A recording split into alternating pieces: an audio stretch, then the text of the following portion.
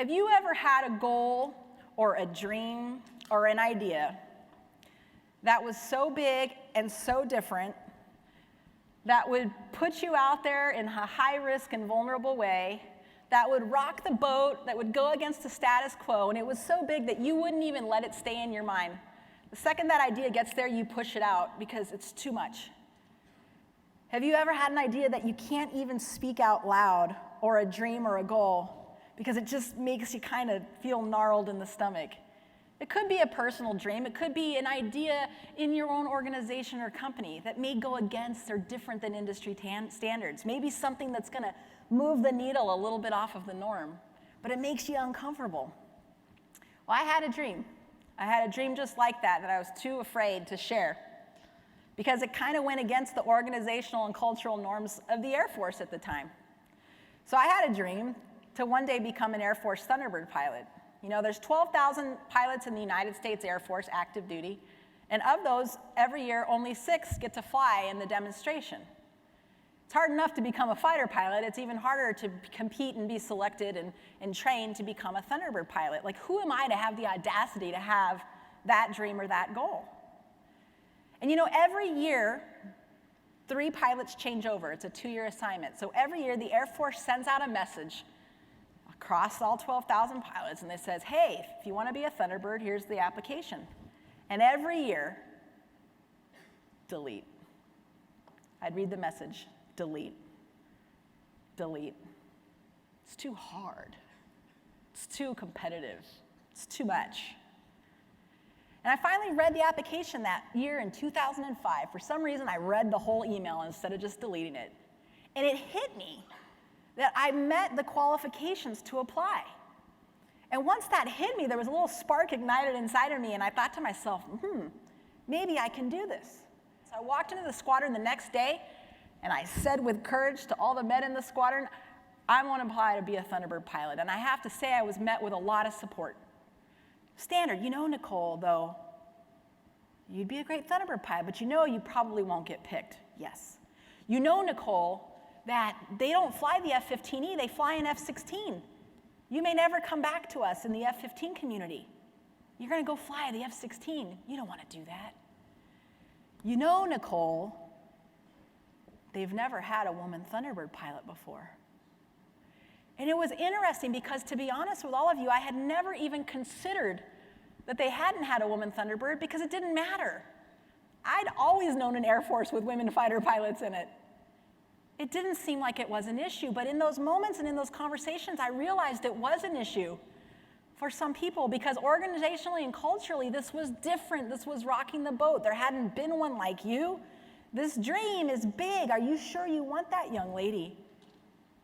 And so I looked at the application. I told my squadron commander, I'm going to do it. You got to fill out a letter of intent why you want to do it. Turn in all your check ride grades. Luckily, the ones from pilot training didn't count, right?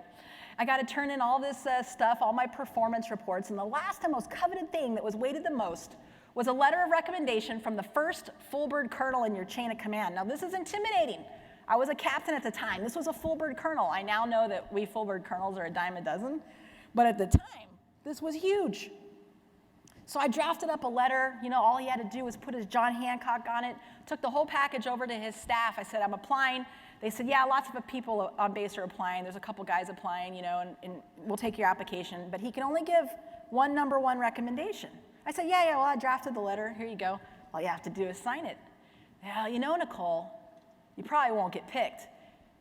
You know, Nicole, it's really hard. You know, Nicole, they haven't had a woman Thunderbird pilot before. And then someone on the staff decided to just kind of up the game. And they said to me, you know, Nicole, they haven't had a woman Thunderbird pilot before. He only has one number one recommendation to give. We're not sure we want to waste it. Boom, right?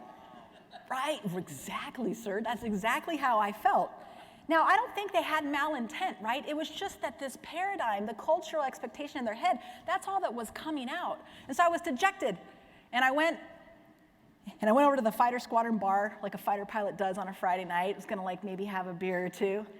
And it ends up that the wing commander was there. Now, this guy's a brigadier general. He's like 6 foot tall, strapping fighter pilot. Like, he's like amazing. And he's coming over to talk to me. I don't even remember what we're talking about.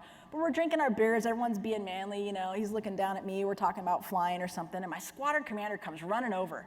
He says, General, did you know Nicole is going to apply to be a Thunderbird pilot? And I was like, oh, ixnay, no. Because I had just come from across the street and I was making this decision that I'm not going to apply. Why bother?